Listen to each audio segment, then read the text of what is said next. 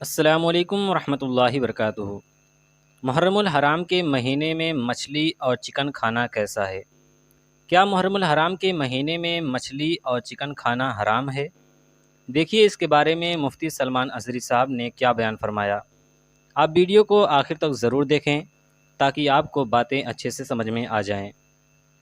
قرآن پاک کی آیت ہے قُلْ لَا أَسْأَلُكُمْ عَلَيْهِ أَجْرًا إِلَّا الْمَوَدَّةَ فِي الْقُرْبَى۔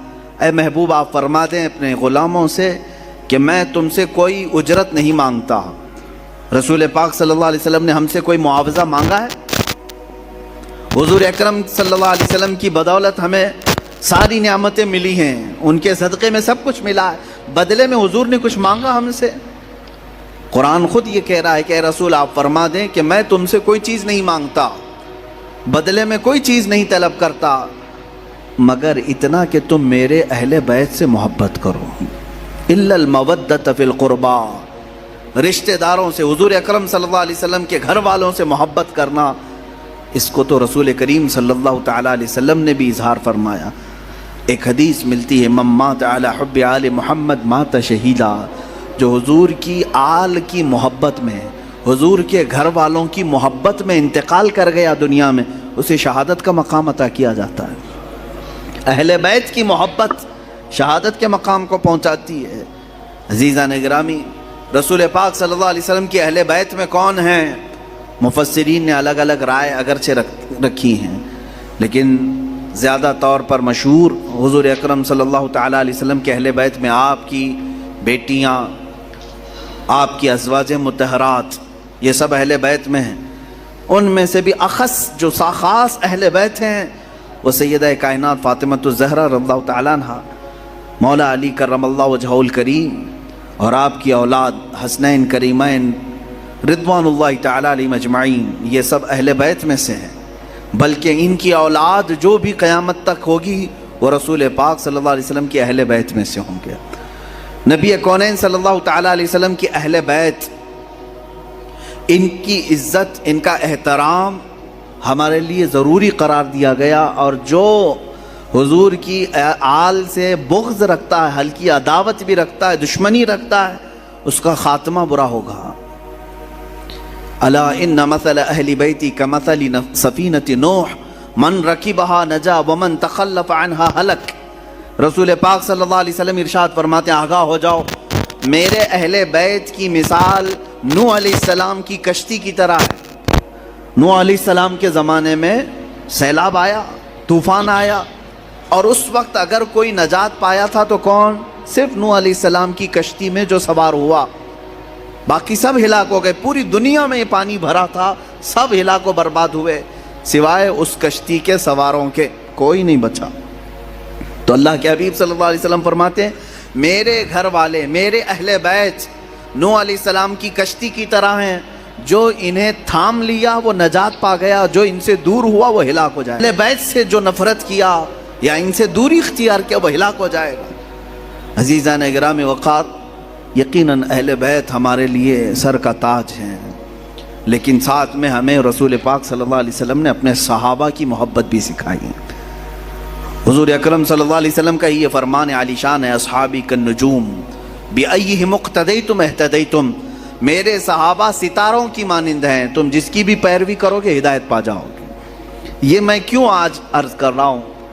اہل بیت کا تذکرہ ہونا چاہیے، لیکن ساتھ میں میں نے صحابہ کا بھی ذکر کیا۔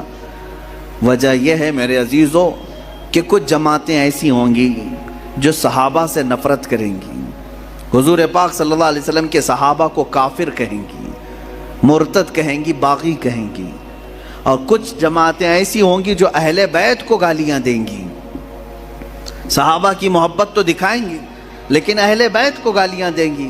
حضرت فاطمہ کو کہتے ہیں وہ بغاوت کرنے والی ہیں، حضرت امام حسین کے بارے میں کہتے ہیں انہوں نے یزید کے خلاف بغاوت کیا۔ یہ دونوں جماعتیں گمراہ ہیں، جو اہل بیت کی نفرت پالتی ہیں یا صحابہ کی نفرت پالتے ہیں، یہ دونوں جماعتیں ہیں، گمراہ ہیں۔ ان میں درمیانی جماعت وہ ہے جس کو مسلک اعلیٰ حضرت اہل سنت و جماعت کہتے ہیں۔ اہل سنت و جماعت یہ ہمارا درمیانی مسلک ہے، درمیانی، کہ ہم کیا کہتے ہیں جس کو امام اہل سنت فاضل بریلوی نے یوں ارشاد فرمایا، اہل سنت کا ہے بیڑا پار اصحاب حضور، نجم ہے اور ناؤ ہے اطرت رسول اللہ کی۔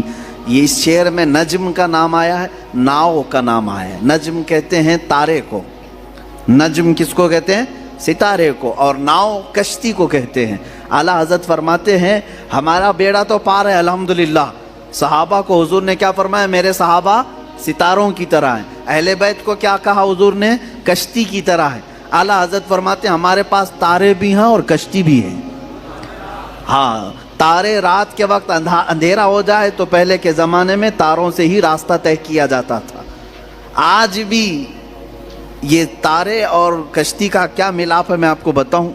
اتنی ٹیکنالوجی ترقی کر گئی، پھر بھی جانتے ہیں آپ جو شپ آج سمندروں میں چلتی ہیں، جو جہاز بڑی بڑی جہاز ہیں سمندروں میں چلتی ہیں، سمندر میں وہ راستہ کہاں سے؟ کوئی روڈ بنا ہوا ہے؟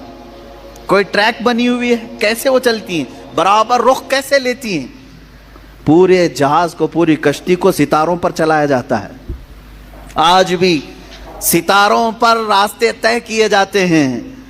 اب ٹیکنالوجی اتنی آ گئی اور روڈ اتنے بن گئے کہ کوئی اب راستہ تلاش کرنے کے لیے تارے دیکھتا ہی نہیں۔ پہلے کے لوگ سفر کرنے کے لیے بھی تارے دیکھتے تھے۔ ہر تارے کا ایک سمت ہوتا تھا، اس طرف یمن ہے، اس طرف شام ہے، اس طرف عراق ہے، وہ راستے اسی طرح سے طے کرتے تھے۔ اس لیے یہ دو چیزوں کا ملاپ بیان کیا گیا۔ سمندر میں اگر کشتی ہے تو تاروں سے اپنا راستہ طے کرتی ہے۔ میرے عزیزو، ہم یہ کہتے ہیں کہ صرف تارے دیکھ کر کے چلیں اور سمندر میں چلنا چاہے تو بھی ممکن نہیں ہے، اور صرف کشتی پر بیٹھ جائیں تارے نہ دیکھیں تو بھی ممکن نہیں ہے۔ اسی لیے اعلیٰ حضرت نے فرمایا اہل سنت کا ہے بیڑا پار اصحاب حضور، نجم ہے اور ناؤ ہے اطرت رسول اللہ کی۔ اللہ کے رسول کی عطا کردہ دونوں نعمتیں ہمارے پاس ہیں۔ ہم صحابہ کی بھی عزت کرتے ہیں اور اہل بیت اطہار کی بھی عزت کرتے ہیں۔ ان دونوں میں سے کسی ایک کو بھی ہم خطا کار، گنہگار، معاذ اللہ رب العالمین، باغی، اس طرح کے الفاظ۔ اگر آپ کو ویڈیو اچھی لگی ہو تو ویڈیو کو لائک اور چینل کو سبسکرائب ضرور کریں۔ السلام علیکم ورحمۃ اللہ وبرکاتہ۔ Like a Hellcat.